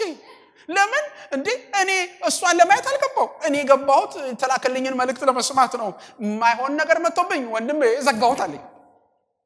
ምን እላችሁ ነው የምፈልገው? ቅድም የነገርኳችሁ ነገር ይሄ ኢንፎርሜሽን ኤጅ ላይ ሲለቀቅባችሁ አእምሯችንን ያዝረከርከዋል፣ ግላጭ ቦታ ያገኛል። ከዛስ ምን ያደርጋል? እያመጣ ይተክላል። እንደዛ እኮ ነው የሚያደርገው፣ ይተክላል። ብዙ ከዚህ በፊት የተናገርኩት ይመስለኛል። እና አንድ ሰውዬ ቤት ሊሸጥ ፈለቀ ቤቱንና በጣም በረካሽ ዋጋ ቤቱን አወጣ። የሰማችሁኝ ታገሱኝ፣ ያልሰማችሁ ትሰማላችሁ። እና ቤት ሊሸጥ አወጣና በጣም በርካሽ ነውና በጣም ኤክሳይትድ ሆኖ ሰዎች ዋው ዲዛይን ቤት በርካሽ አረ ብለው በቃ ወዲያውኑ በካሽ እንገዛለን ብለው እሺ አላቸው። ከዛ ፍርርም ላይ አንድ ነገር አላቸው። መሃል ኮሪደር አለ ቤት ውስጥ እና እዛ ኮሪደር ላይ አንድ የተመታች ሚስማር አለች። ሚስማር ናት እና እቺ ሚስማር ብቻ የኔ ናት። እቺ ሚስማር የተመታችበት ቦታ የኔ ናት ከነ ሚስማሯ። ሌላው ሁሉ በዚህ በማታስቡት በርካሽ ዋጋ ሸጫለች። አረ ለዚህ ሚስማር እንደ ሁለቱም ብትመታ ችግር የለው የራሱ ወሰደው ብለው ይሄን ቤት ካገኘን ብለው ፈረሙ። ከዛ በኋላ ወር ተዝናንተው ኑሩ ደስ ይያላቸው በሰፊው ቤታቸው በርካሽ ገብተው። ሰውየው አንድ ቀን አንኳኳ። በወር መጣና ትኩስ ስጋ ሚስማሯ ላይ ሰቅሎ ሄደ። ቀረ ማለት ነው። በወራት ቤቱ ተነባ። እንዴት ሰዎቹ ቤት ውስጥ ይኖሩ? እንዳይነቁት የሰው ንብረት ነው። ደውለው ፈልገው ቢጠይቁት ንብረቴን ተነጋግረናል የኔ ነው። የስጋው ሽታ ሲያልቅለት ማለት ነው። ያልቅለት አይደለም በቃ ብሎ ሸቶ ሲያልቅለት አዲስ ስጋ ይዞ ይመጣና ቁጭ አድርጎ ደግሞ ይሄዳል። መጨረሻ ሰዎቹ ገንዘባችንን መልስልን። እኔ ሸጫለሁ ለምንድን ነው መልስ? በመጨረሻም እንዳታቃለ ቤቱን ጥለውለት። እስቲ አጠገባቸው ያለውን ሰው ሚስማርም እንኳን ቢሆን አትፍቀድ በሉት። አጠገባቸው ያለውን ሰው እስቲ አጠገባቸው ያለውን ሰው ኢትስ ኦኬ ማለት አቁም በሉት። ኢትስ ናት ኦኬ በሉት። በእንግሊዘኛ ተናገሩ እንጂ ምን አለ? ኢትስ ናት ኦኬ ብላችሁ ተናገሩ። እውነቴን እኮ ነው የምነግራችሁ። አእምሯችንን ሊያዝረከርክ። ለዚህ ነው ተመልከቱ ሐዋርያ ጳውሎስ ግልጽ አድርጎ ነው በእግዚአብሔር ቤት ውስጥ የሚናገረው። ዝሙት፣ ርኩሰት፣ ፍትወት እነዚህ የአሕዛብ ባህሪያት ናቸው፣ አስወግዱ ይላል። ለምን? ስላለ ነው፣ ችግር ስላለ ነው። እኛ እንዲያውም በባህላችን እንዲህ አይነት ነገሮች አንናገርም አይደለ እንዴ? አሁን ማንም ሰው መጥቶ እንዲህ አይነት ችግር አለብኝ ባክህ ምን ይመስላል ምናምን የሚል የለም። ፈረንጅ አካባቢ ካውንስሊንግ ብላችሁ እንደኔ ፓስተር ሆናችሁ ብትሄዱ እንዲያውም አቁም ነው የምትሉት፣ ዘቅዝቆ ሲነግራችሁ ማለት ነው። እኛ ጋራ ደግሞ በጥፊ ብታላጉትም ብትደበድቡትም አይነግራችሁም። እዛው ጭጭ ብዬ ሞታታለሁ ብሎ ነው ጠቅላላ የሚወስነው። ሐዋርያው ጳውሎስ ግን አፈርጠው ይገልጠዋል። አጠገባቸው ያለውን ሰው ምትፈራው ጠላት ፊት ቢሆን ነው ያለው ግን አባት ፊት ነው በሉት እስቲ ባካችሁ። ተመልከቱ ምንድነው የሚለው? ፍቶት ካለ በኋላ ክፉ ምኞትና አምልኮተ ጣዖት ይልና የሆነ መጎምጀት ይለዋል። አፐታይት የሚለው መጎምጀት። ይሄ መጎምጀት አደገኛ ነገር ነው። አንድ ነገር ልንገራችሁ፣ እናንተ እግዚአብሔርን ብቻ ተጠሙ። ይሄ አዲሱ ሰው ባህሪ ነው። አሜን አሜን። እኔ አንድ ነገር ገባኝ። አንዳንድ ጊዜ ኃጢያትን ከመላመድ ብዛት እንደነዚህ ያሉትን ነገሮች ከመላመድ ብዛት መናፈቅ እንጀምራለን። ለዚህም ነው ሰዎች በኃጢያት የሚጠመዱት። ይናፍቁታል፣ ይፈልጉታል። የሚገርም ነገር ልንገራችሁ፣ ማንንም በአንድ ቀን አትናፍቁም። ዛሬ ያገኛችሁትን ሰውዬ መንገድ ላይ እንደምን አለ ብለው ሄደ ሳምንቱን በሙሉ ስናፍቀህ ልትለው ነው በሚቀጥለው ሳምንት የታውቀዋለህ። ግን ደጋግመህ ስታገኘው ግን ምን ማድረግ ትጀምራለህ? መናፈቅ ትጀምራለህ፣ ሚስ ማርክ ትጀምራለህ። ምን ልላችሁ ነው የምፈልገው? መጎምጀት ዝም ብሎ የሚመጣ ነገር አይደለም። ብዙ ከመጣ ድዛ አካባቢ የተነሳ። ስለዚህ ሐዋርያው ጳውሎስ ምን ይላል? አዲሱ ሰው እንዲህ አይደለም ባህሪው። ምንድነው የሚያደርገው ይላል እዚህ ላይ ሲናገር። በጣም ደስ የሚል ከሱ ትንሽ ልጨምርላችሁ። አይ ምን ነው ርኩሰቱ ላይ ብቻ እዚህኛው ላይ አበዛ እንዳትሉኝ ልጨማምርላችሁ። ሳላሳነስ ልንገራችሁ ብዬ ነው። ሌላው ምን ይላል? አሁን ግን ይላል ቁጣን፣ ንዴትን፣ ስድብን፣ ሐሜትንና አሳፋሪ ንግግርን ይለዋል የመሳሰሉትን ሁሉ አስወግዱ። አያችሁ ተመልከቱ። እነዚህም ስር ሰደው የሚገቡ ናቸው። በነገራችን ላይ እነዚህ ባህሪያት የሚመጡት ከምን የተነሳ ነው ብትሉኝ ጀስቲፋይብል ከሆኑ ፕሮብሌሞች የተነሳ ነው። ምን ማለት ነው ላስረዳችሁ ይሄንን። ለምሳሌ ወንድሜ በጣም የሚያናድድ ልጅ ቢሆን አይደለም እሱ በጣም የሚያናድድ ልጅ ቢሆን ስለሚያናድደኝ ምን እላለሁ? ንገሩኝ። ስለሚያናድደኝ እናደዳለሁ አይደለም? ስለሚያናድደኝ ምን እላለሁ? እናደዳለሁ። ስለዚህ አሁን አንዴ መስፍን ለምንድን ነው የምትናደደው ብሎ እሱ ሲጠይቀኝ ምን ይለኛል? ያናድደኛል።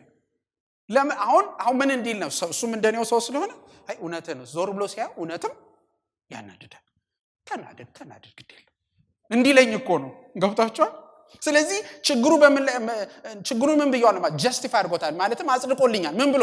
አይ እሱ አናዳጅ ነው። ስሙ፣ እሱ ስላናደደኝ መናደድ የአዲሱ ሰው ባህሪ አይደለም። ሰማችሁኝ? እስኪ እንደዚህ በሉት፣ አጠገባችሁ ያለውን ሰው ቀንህን ሌላ ሰው አይምራው በሉት። ስሙ፣ አንድ ሰው ሲያናድዳችሁ ሌሊቱን ሁሉ ስትናደዱ ካደራችሁ ቀናችሁን ያ ሰውዬ ይዞታል። አጠገባችሁ ያለውን ሰው ቀንህን አስለቅቅ ብለው፣ በሰው እጅ ነው ያለው አስለቅቅ ብለው፣ የተዘረፋችሁትን አስመልሱ። የሚሰማ ሰው አለ እዚህ ቤት? ስለዚህ ይውላችሁ ንዴት፣ ስድብ፣ ቁጣ እነዚህ ነገሮች ከየት ነው? ጀስቲፋይብል ከሆኑ ችግሮች ነው በአብዛኛው የሚመነጩት። በተለይም ለክርስቲያን ውጭ ላለ እግዚአብሔር ለሌለው ለአረመኔ ዝም ብሎ ሊሳደብ የፈለገውን ሊናገር፣ እኛ ግን አንችልም። እኛን ምንድነው እንደዛ እንድናደርግ የሚያስችለን? እውነትም እንደዛ የሚመስል ምክንያት አለ ብለን ስለምናስብ። ጌታችን ኢየሱስ ክርስቶስን በመስቀል ላይ ተሰቅሎ አንድ ነገር አለ። የናዝሬቱ ኢየሱስ እሺ አንተ ነህ ንጉስ አይደል? በላ ከሆንክ ራስን አድን። አናደው ሊያወርዱት አጠገባቸው ያለውን ሰው አይወርድም ኢየሱስ አልወረደምም በሉት። ምክንያቱስ ምንድነው የሚያደርጉት? ከእግዚአብሔር ፈቃድና ሐሳብ ከኦሪጂናሉ ፈቃድ ከእግዚአብሔር ሐሳብ ሊያስወጡት ምን በማድረግ ውረዳ፣ መሳለቅ፣ ዘበቱበት ይላል። ተፉበት። ይሄ መሳለቅ ነው። እየተሳለቁበት ወረዳ ምንድን ነው? ማልችል መሰለ እንዲል እኮ ነው። ቀኑን ማን ሊመራው ማለት ነው? የእግዚአብሔር ፈቃድ ሳይሆን ማን ሊመራው? እነዛ ሰዎች። ከዚህ በኋላ ቀንህን ማንም አይምራው በሉት አጠገባቸው ያለውን ሰው። ስለዚህ ምን ይላል? አሮጌውን ሰው ከስራው ጋር አውልቃችሁ ስለጣላችሁ። ክብር ለኢየሱስ ይሁን። ዛሬ ጥየዋለሁ በሉ። ስለጣላችሁ እርስ በርሳችሁ ውሸት አትነጋገሩ።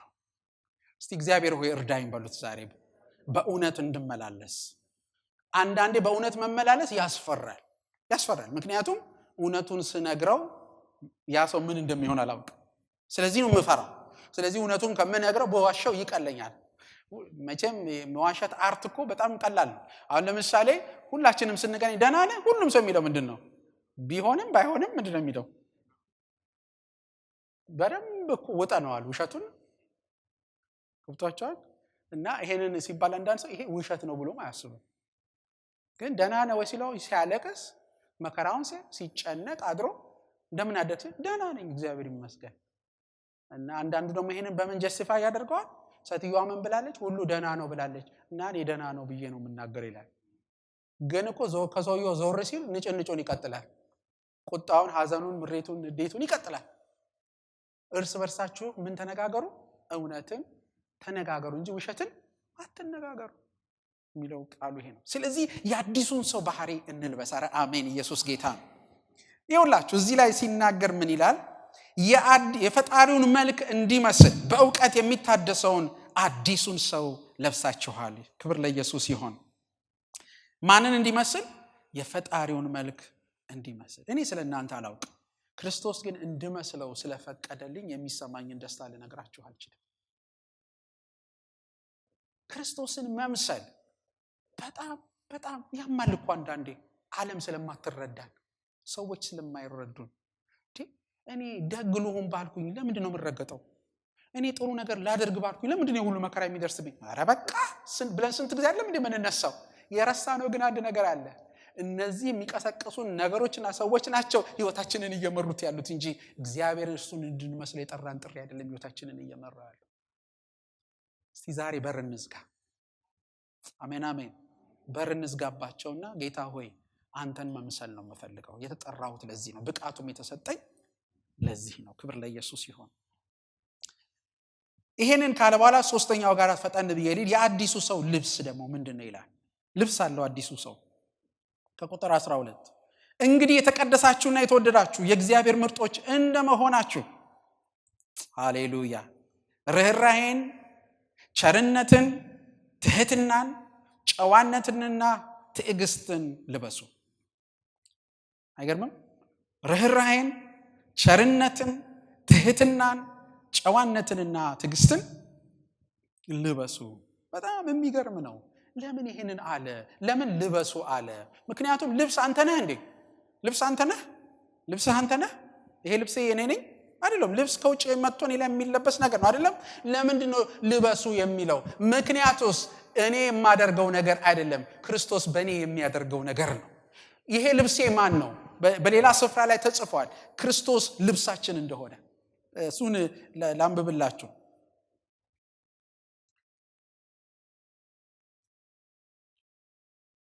ምን ይላል? ሮሜ ምዕራፍ 13 ቁጥር 14 ላይ እንደዚህ ይላል። ሮሜ ምዕራፍ 13 ቁጥር 14 ይልቁንም ጌታ ኢየሱስ ክርስቶስን ልበሱት ይላል። ክብር ለኢየሱስ ይሁን። ምኞቱን ይፈጽም ዘንድ ለሥጋ በሐሳባችሁ አትመቻቹለት። ይልቁንም ማንን ልበሱ? ጌታ ኢየሱስ ክርስቶስን። ሃሌሉያ! ኧረ እባካችሁ እግዚአብሔር ይርዳን ይሄንን እንድንረዳ። ምንድነው መሰላችሁ? ልብሳችን ነው ኢየሱስ። አሜን። ቀደም እዚህ ላይ ስናነብ ምን አለን? ርህራሄን፣ ቸርነትን፣ ትህትናን፣ ጨዋነትንና ትዕግስትን ልበሱ ይላል። ስንጀምር መጀመሪያ ምን ብለናል? በላይ ያለውን በላይ ያለነውን እንለብሰዋለን። እሱን ነው የምንለብሰው። ክብር ለኢየሱስ ይሁን። ይሄ ርህራሄ ኢየሱስ ነው፣ ትዕግስት ኢየሱስ ነው፣ ምህረት ኢየሱስ ነው፣ ፍቅር ኢየሱስ ነው፣ ይቅርታ ኢየሱስ ነው። እሱን ስንለብስ ነው አቅም የምናገኘው። ክብር ለኢየሱስ ይሁን። ስለዚህ ምን በሉት ይላል? ልበሱት ይላል። ምን ማለት ነው ታዲያ ይሄ ማለት መስፍን በራሱ ጉልበት አይሰራውም፣ በክርስቶስ ኃይል ግን ይችለዋል። ስለዚህ ሐዋርያ ጳውሎስ ሲናገር ምን አለ? ኃይልን በሚሰጠኝ በክርስቶስ ሁሉን እችላለሁ። እስቲ አንዴ ሁላችሁም ይቻላል በሉ። እስቲ አንዴ it is possible በሉ። ሰይጣን የሚለን ምንድነው? አይቻልም ነው። አንተም ብሎ ሩሩ፣ አንተም ብሎ ይቅርታ አድራጊ፣ አንተም ብሎ እስቲ በክርስቶስ ይቻላል በሉ። ክርስቶስን ምን በሉት? ልበሱት። ስለዚህ ምን ሲናገር ሲተነትነው ምን ይላል? ርህራሄን ይለዋል፣ ቸርነትን ይለዋል፣ ትህትናን ይለዋል፣ ጨዋነትን፣ ትዕግስትን ልበሱ። ይሄ መንፈስ ቅዱስ በእኛ የሚያደርገው የሚሰራው ስራ ነው። አሜን። ስለዚህ ነው መንፈስ ቅዱስ ያስፈልገኛል። በዲሴምበር ላይ አንድ ነገር ውስጥ ጌታ አለማመደኝ። ባለፈው ዲሴምበር ላይ እነዛን 21 ቀናት ከመጾማችን በፊት በጾምና ጸሎት በዚህ ቸርች ከማሳለፋችን በፊት ጌታ አንድ ነገር አለኝ። ካለኔ ምንም ነገር ማድረግ አትችልም። ይሄን ስንቴ ብሎኛል። እኔ ግን አንዳንድ ነገር በጊዜው የሆነ ስሜትና ትርጉም ይሰጣቸዋል አይደለም? እንደዛ ነው የሰጠኝ ለኔ በሰዓቱና በየቀኑ ጧት ስነሳ ምን ይሰማኝ ነበር? አንድ 2 ሳምንት ከዛ በቢስነት በቃ ምንም ሄልፕለስ የሆነ ሰው ታውቃላችሁ? ምንም ማድረግ የሚያቅተው ያሰበውን ጥሩ ነገር ማድረግ የማይችል ሰው፣ ያሰበውን እንኳን አላማውን መፈጸም የማይችል ልክ እንደዛ አይነት ስሜት ውስጤን ይሰማኛል። እንዲህ አይነት ነገር ውስጤን ይሰማኛል። ይሄ ሽባ የሚያደርግ ማለት ነው። ይገርማችኋል። በዚያ ውስጥ ሆኜ ጌታ ሆይ አስችለኝ። ብዙ ቀናት በነዛ ቀናት ብዙ ቀናት ከእንቅልፌ ስነቃ አፌ ያማተበ ነበር የምነቃው ከእንቅልፌ። ምን እያልኩ መሰለ? ጌታ ሆይ እርዳኝ፣ አንተ ታስችለኛለህ፣ ካንተ ጋር ይሆናል፣ ይቻላል። እና ውስጤ ልክ እንዴ ልበልህ አሁን እዚህ ጋር አቸግሮኝ መፍትሄው አንተ እጅ ቢኖር እባክን ያልኩ እግርን ይዤ እንደምለምን ይሄለም ልክ እንደሱ ያክል ነበር ውስጤ ጌታን የሚፈልገው።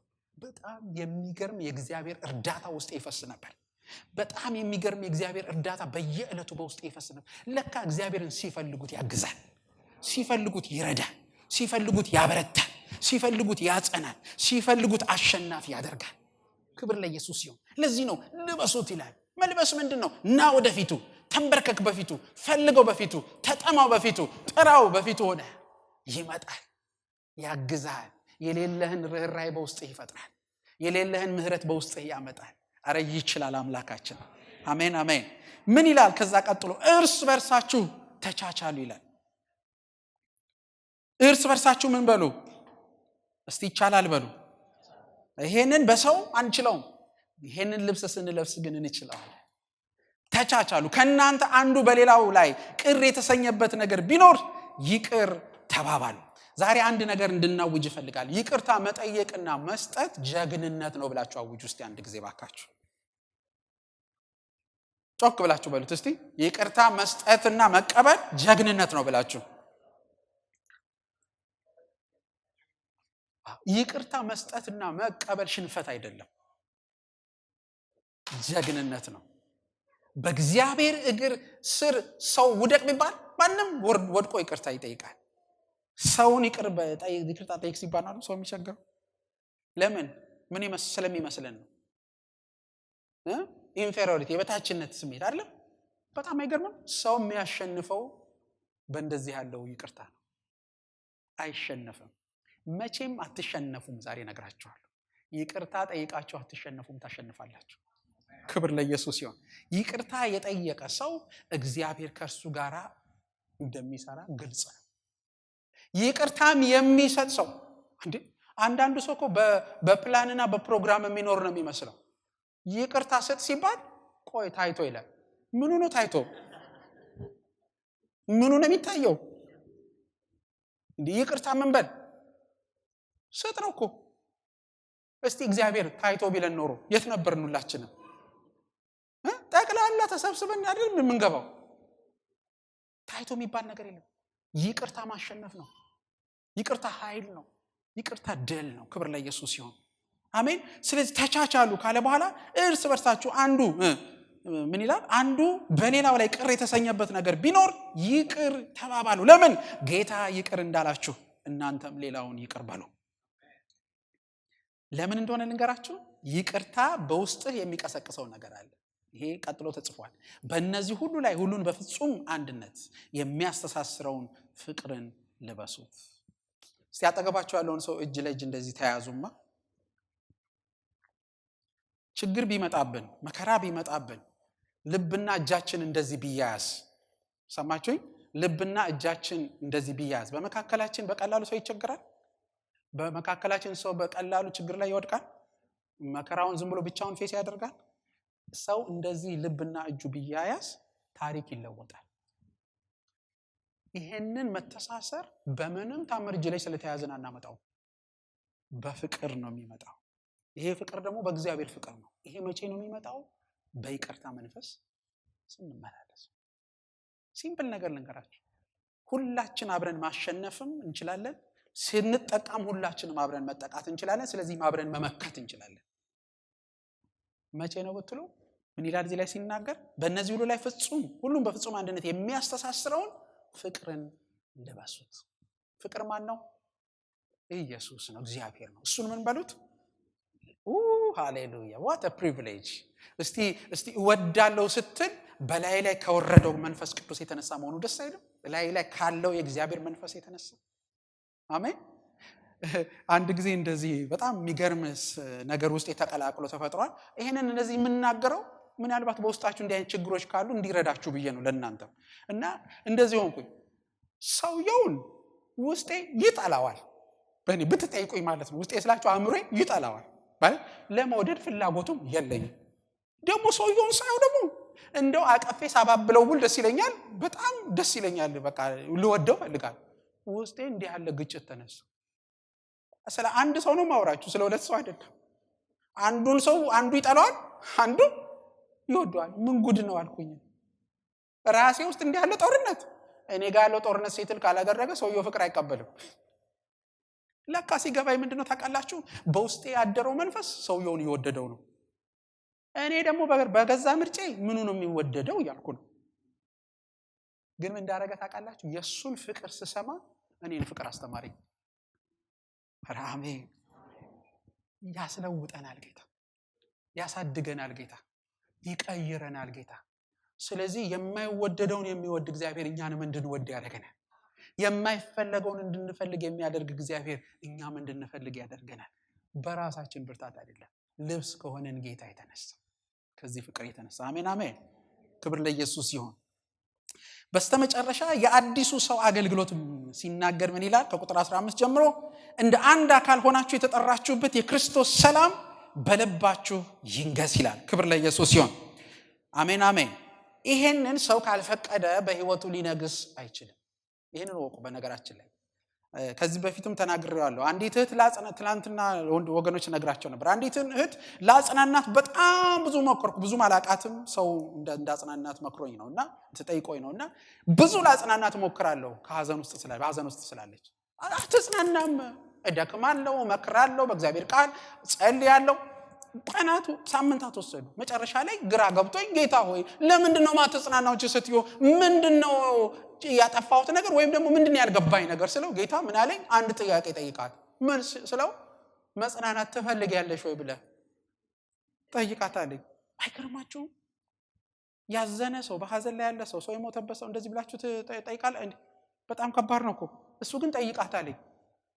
እኔ ማማተብ ቢኖር እንግዲህ ስለማላረገው ነው። እኔ እንደዛ ነው የተፈታተነኝ በዛ ሰዓት። እንዴት ብዬ ነው እኔ ይሄንን ነገር ሐዘንተኛ ሰው ጋር በሰው ነፍስ እጫወታለሁ ወይ? ብቻ መጨረሻ ስፈራ ሲቻል ስልኩን አንስቼ ደውዬ ግን ያንኑ ምሬቷን ሐዘኗን ስትነግረኝ ግን አንድ ጥያቄ ብጠይቅሽ እንደው ባልደፍርሽና እንደው ባክሽ እግዚአብሔር ጠይቃት ስላለኝ ነው። እሺ ብዙም ጌታን እንትን አትልም። በኋላ ለመጽናናት ትፈልጊያለሽ አልኳት። ቀስቢ መቼም አጠገቧ ብሆን ኖሮ የሆነ ነገር ያገኘኛል ብዬ ነው። ግን አለመሆኔ በስልክ መሆኑን ጌታን እያመሰገንኩ እንደው መጽናናት ትፈልጊያለሽ ስላት አልፈልግም አለች።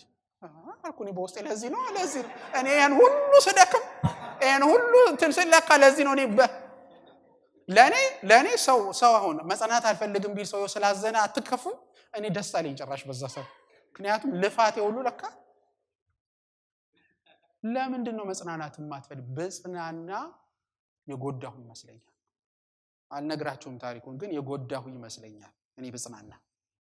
ለዚህ ምክንያት ለካ ሰው ካልፈለገ የእግዚአብሔር ሰላም እንደ ዝናብ ቢወርድለት ሰላሙን አይቀበልም። የእግዚአብሔር ፍቅር እንደ ዝናብ በላያችን ቢወርድ አትቀበሉ። ንገራችሁ እስቲ ዛሬ ፈቅዳለሁ ጌታ ሆይ በሉት። ሰላም በልቤ ይግዛ፣ በህይወቴ ይግዛ። አይ አም ዊሊንግ። ታውቃላችሁ ፍቀዱለት ለእግዚአብሔር ህይወታችሁን። ምን ይላል ሲናገር እዚህ ላይ? የክርስቶስ ሰላም በልባችሁ ይንገስ። ሰላም በልባችሁ ከነገሰ ቀጥሎ ምን ይላል? የምታመሰግኑ ሁኑ። አገልግሎታችሁ ይሄ ነው። ይኸውላችሁ እንሰብካለን፣ እንዘምራለን፣ እንጸልያለን፣ እንመሰክራለን፣ ሰዎችን የታረዙትን እናበላለን፣ ወንጌልን እንሰብካለን። ብዙ አገልግሎቶች አሉ አይደል በእግዚአብሔር መንግስት ውስጥ። የመጀመሪያውና ትልቁ አገልግሎት ግን አንተ አመስጋኝ ነህ፣ ወርሺፐር ነህ። አሜን። እሱን የማያመሰግንና የማያመልክ ሰው ሌላ ነገር ውስጥ አይገባም። ስለዚህ ምን ይላል? የምታመሰግኑ ሁኑ። የአዲሱ ሰው አገልግሎት ምንድነው? የመጀመሪያው አገልግሎቱ ማመስገን። የምስጋና ህይወት ያስፈልገናል። ይኸውላችሁ ዓለምን በየቀኑ ዞር ብለን ብናያት ማመስገን አይደለም ስድብ፣ ቁጣ ንዴት ነው የሚለን። በዚያው ማዕበል ላይ ቆሙና ፈጣሪን ሕያውን ጌታ አመስግኑ። ስታመሰግኑ የሚሆን ነገር አለ፣ የሚከናወን ነገር አለ። ክብር ለኢየሱስ ይሁን። በጣም ይገርመኛል። ጌታችን ኢየሱስ ክርስቶስ የአባቱን ያማከለ ህይወት አድርጎ በምድር ላይ ስለኖረ ሁሌም በምስጋና ውስጥ ስለነበረ ብዙ ጊዜ ጠላቶቹን የሚያይበት እይታ ከሰው እይታ ይቀየር ነበር። ለዚህ ነው በእኛ ላይ የሚነሳውን ነገር እንኳን የምናይበትን እይታ ያስቀይረናል የምስጋና ሰዎች ስንሆን። አሜን። በክፉ ሳይሆን በመልካም እንድናስብ ያደርገናል ጌታ። ምን አለ ሲናገር እዚህ ላይ? የምታመሰግኑ ሁኑ ካለ በኋላ የክርስቶስ ቃል ምን ይሁን አለ? በሙላት ይኑርባችሁ። እርስ በርሳችሁ በጥበብ ሁሉ ተማማሩና ተመካከሩ። አያችሁ? የክርስቶስ ቃል በሙላት ይኑርባችሁ። እንዴት ነው ይሄንን የምታራቡት? እርስ በርሳችሁ ተማማሩና ተመካከሩ። የእግዚአብሔርን ቃል አውሩ፣ ተነጋገሩ። በእግዚአብሔር ቃል ተመካከሩ፣ በእግዚአብሔር ቃል ተማማሩ። ይህ ቃል በውስጣችሁ ይኑር። በጣም ይገርማል። አንድ ሰሞኑን አንድ እህቴ አንድ ተከታታይ ላይ ዶክመንተሪ አይ ነበረ። ትንሹን ፓርት አየሁኝና ምንድነው የሚለው? against all odds የሚል against all odds ይላልና ምንድነው ታሪኩ? ይሄ እስራኤል ወደ መንግስትነት ስትመለስ በ1948 ከዛ በፊት የነበረው ታሪኳ እንዴት ወደዚህ ምዕራፍ እንደመጡ የሚያሳይ ነውና በጣም የሚገርም ነገር ነው። እዛው ላይ የምታዩት ውጊያውን በሚዋጉበት ጊዜ በተለያየ ጊዜ እስራኤላውያን ሲዋጉ ምን እንደሚያደርጉ ታውቃላችሁ? በጣም የሚያስገርም ነው። አንዱን ውጊያ ሲዋጉ ለምሳሌ ምን ይላሉ? ዮናታን እና ጋሻ ጃግሬው እንዴት ነበረ የተዋጉት? መጽሐፍ ቅዱስ ላይ እኮ ነው እማወራችሁ እኮ ሚሊታሪው ነው። ሰማችሁ? የእስራኤል ሚሊታሪው ምን ብሎ ነው የሚያነሳው መመሪያው? መጽሐፍ ቅዱስ ገልጦ ዮናታን እና ጋሻ ጃግሬው እንዴት ነበረ? ምክንያቱም ትዝ ይላችሁ ከሆነ በማክማስ ላይ ይላል የእግዚአብሔር ቃል ሲናገር ጠላቶቻችን ወደ ኮረብታው ጫፍ ውጡ ቢሉን ድል እንነሳለን አለ ዮናታን። ግን እዛው ከመጡ ግን ድል እንነሳለንና የምናውቀው ማሸነፋችንን አለ ዮናታን ወደ ኮረብታው ጫፍ ቢጠሩን ነው። እስቲ ጠላትህ ከላይ ቆሞ ና ሲል ለማሸነፍ ውጣ እስቲ አናትህን እያለ አይደል የሚገልህ። እሱ ግን እግዚአብሔርን ተማምኖ ይሄንን ብሎ ወጣ አይደለም። ልክ ይሄ እዚህም ዘመን ላይ በ1947 ነው 46 ላይ ይሄን ጦርነት ሲዋጉ ቦታው እዛው ማክማስ ላይ ነበረ። ትዝ አላቸውና እንዴት ነበረ የተዋጉት? ወደ ቃሉ እግዚአብሔር ያበራል በሉ ተጠቅባቸው አሉት። እነሱ እኮ ክርስትና ምናምን ገብቷቸዋል። ያው አይሁዶች ስለሆኑ ቃሉን ስለሚያውቁ ወደ ቃሉ እኮ እንዴት ህይወት እንዳለበት ላሳያችሁ። ከዛ ገቡና ጥቂት ሰዎች ናቸው ገቡና ዮናታን እናንተና አይናል የሚያደርጉ በቅጦ እሺ ታዲያ ምን እናርግ? በቃ እኔ እናንተ እንያዝ ያለን 12 ይሆናሉ እንውጣሉ። ከዛ በኋላ ተነስተው እዛው ወደ ላይ ሲወጡ ሳቁ። እናንተ እዚህ በቁጥር ማትሞሉ መታችሁ ልታሸንፉ ነው አሏቸው። ልክ እንደዛው ነው እንዴ ወጡ። 12ቱ እዛ ገብተው ጨበጣ ውጊያ ሲዋጉ ይሄ ነው የማይባል የእሩምታና የምናምን ድምጽ ሰፈሩ ላይ ተሰማ። ከየት እንደመጣ የማይታወቅ። ጠላቶቹ መጡብን ተሰብስበው ብለው 12 ሰው እኮ ነው ያለው። በራው ጠፉና አንዱን ጦርነት እንደ 6ቱ ቀን ጦርነት እንደምናምን አንዱን ጦርነት ድል የነሱት በዚህ ነው። ከየት አገኙት? ከዛ ምን አሉ መሰላችሁ? ይሄ ነገር ይሰራል አሉና በዛው ቀጥለው ነበር እስከ 1948 ተመሳሳይ ውጊያ እያሉ። እነሱ ለውጊያ ይሄን ካነሱት አንተ ለህይወት አታነሱም? አንተ ለህይወት አታነሱትም? ይሰራል። አያችሁ? ለውጊያ የሚያክል ለሞትና ለህይወት ለሽረት ያለ ነገር ከተፋጠጡበት እኔና እናንተ ኖረን ለትውልድ ህይወት የምናመጣበት ቃል እንዴት ሆኖ አይሰራም? የእግዚአብሔር ቃል በሙላት ይኖርባችሁ። ስንቶቻችሁ ጥቅስ ብትጠየቁ እንኳን እንደምታውቁ አታውቁም ብዬ ለመፍረድ አልችልም፣ ግን አላውቅም ስንቶቻችሁ። አንድ ጊዜ ህፃናት ታች ድሮ የዛሬ 5 6 7 ዓመት ፈትነው አዋርደውናል ትልልቆቹን ህፃናቶቻችን ከሳንዴ ስኩል መጥተው አንዴ ግን የእግዚአብሔር ቃል በሙላት ምን ይበልባችሁ? ይኑርባችሁ። እርስ በርሳችሁ በጥበብ ሁሉ ተማማሩና ተመካከሩ። አንድ ወንድም እንደዚህ ያለ አንድ ቀን ኢሚግሬሽን ለጉዳይ ሄደ። አዲስ አበባ ነው ሄደና ገብቶ ኢሚግሬሽን ጉዳዩ ሊያስፈጽም ሲል ገና ሰውየው ሳይው ውጣልኝ አለ። ገና ሳይው እኮ ነው ጥሩ ዘመን ውጣልኝ ላይህም አልፈልግም። እንደው በገባበት የልብ ሙላቱ ጸሱ ጸልዮ ደስ ብሎት በቃ እግዚአብሔር ወደ ውጭ ሀገር ፈልጋለሁ ብሎት በእንደዛ መንፈስ ነው ሄደው እዛ ሲገባ ኩምሽሽ አድርገው አስወጡት። ከዛ በቃ ዝም ብያለ ወደ ቤቴ ሄድኳል። ቤቴ ገብቼ ለማዘን ሲጀምራል ምን ታዝናለህ አለኛል ጌታ። ተነሳና ባርከው ሰውየው ችግር አለበት አለኛል ጌታ። ተነስቼ ጌታ ሆይ ይሄንን ሰው ጭንቅላቱን ባርክ፣ ህይወቱን ባርክ፣ ቤቱን ባርክ፣ አረ እንደው ነፍስ ግዛ በለው እንትን ስጠው እንዲገዛ አድርገው እያልኩ ባርኪ በማግስቱ ሄድኩኛል። ደግሞ ብገባ እሱ ራሱ ነው ቁጭ ያለው። ልክ ስገባ እንኳን ደህና መጣ ተቀመጥ አለኛል። ተቀመጥ ቁጭ አድርጎ ጉዳይን ፈጸመልኝ። ስሙ የሚሰራ ቃል መጽሐፍ ቅዱስ ምን ይላል? እናንተ ለመባረክ ተጠርታችኋል ነው የሚለው። ለመርገም ተጠርታችኋል አይደል? ባረከ ደጅ ተከፈተ። ቃሉስ ይሰራል በሉ ባካችሁ። እስቲ ሕያው ነው በሉ። ይሄ ቃል በሙላት ምን ይበልባችሁ? ይኑርባችሁ። ኮካኮላ ግጥም አድርጋችሁ ከጠጣችሁ ምንድነው የሚወጣው ከውስጣችሁ? የኮካው ጋዝ ነው አይደለ? የእግዚአብሔርንም ቃል ስንጠጣው ነካ ቢያረጉን የሚወጣው ቃሉ። ለዚህ ነው መኖር ያለብን እንጂ የሆነ ጥቅስ የሆነ እንትን ምን የሚል ነበር? ቆይ ሐሳቡ በኢየሱስ ስም ከዚህ ተገላገል በሉት። አጠገባችሁ ያለውን ሰው ጥቅሱን በሚገባ እወቀው፣ ቃሉን በሚገባ እወቀው በሉት። እስቲ ባካችሁ ምከሩልኝ። እስቲ እወቀው ቃሉን በሚገባ። ክብር ለኢየሱስ ይሁን።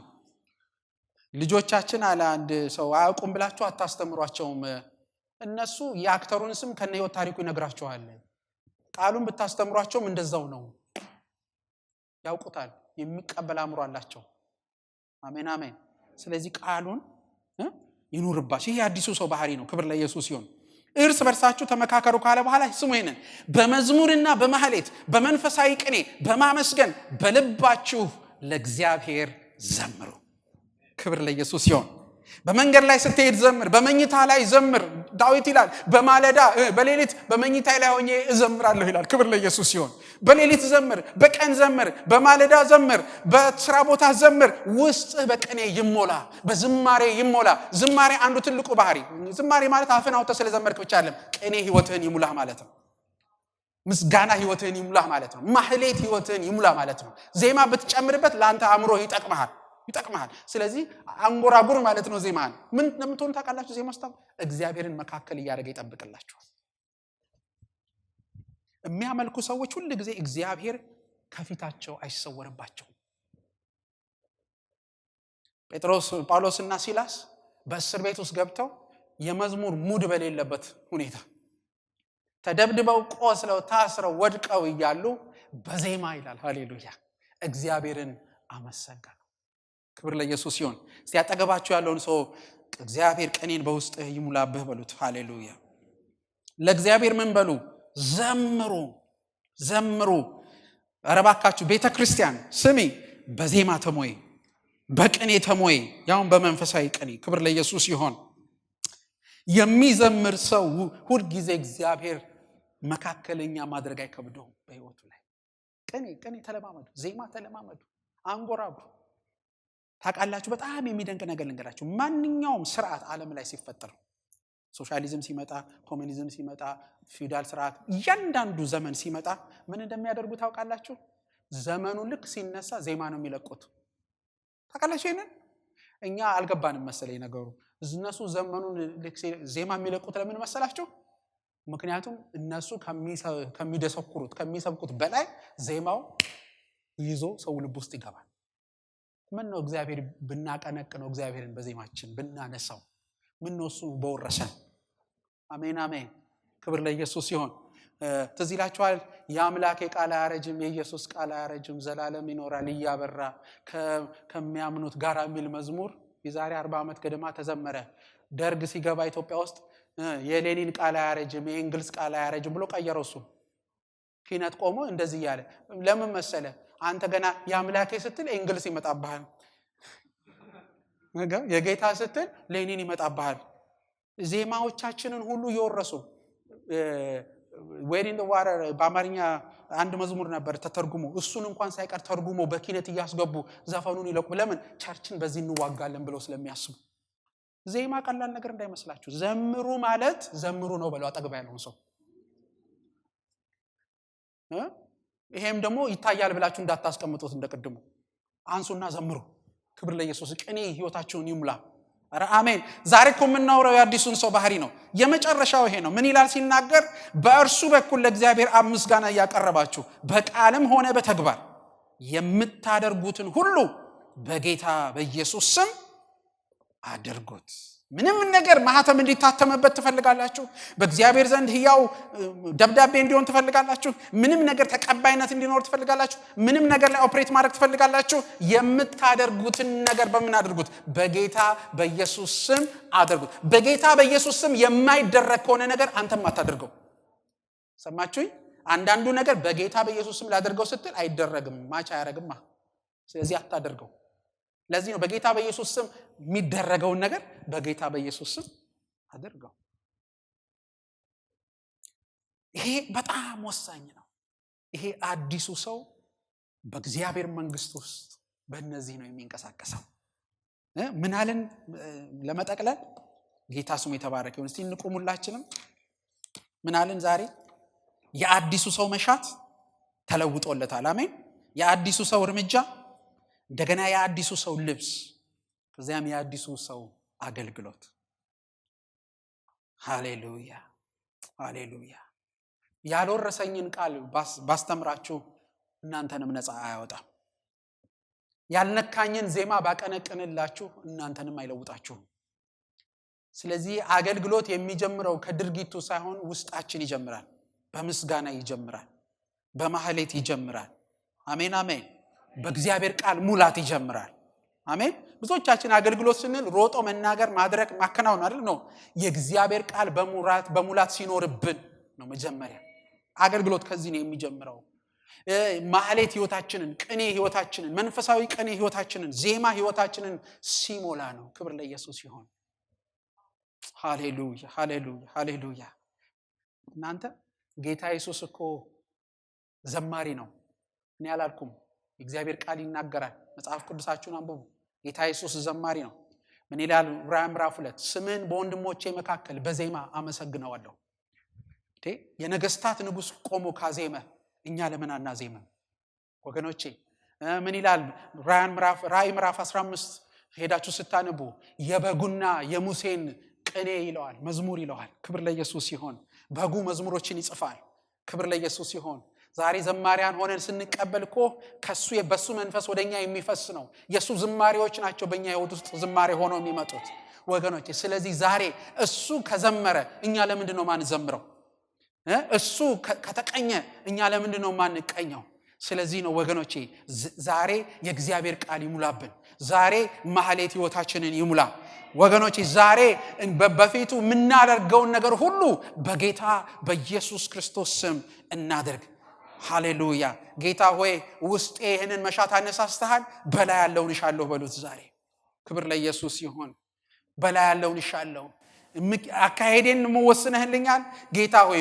ርኩሰትን፣ ፍትወትን፣ ምንዝርናን እነዚህን ነገሮች አስወግጄ፣ ስድብን፣ ቁጣ፣ ንዴትን እነዚህን አስወግጄ አዲሱን ሰው ለመምሰል የተፈጠረውን አዲሱን ሰው እነሆ አንተን እንዲመስል ፈቅዳለሁ ዛሬ።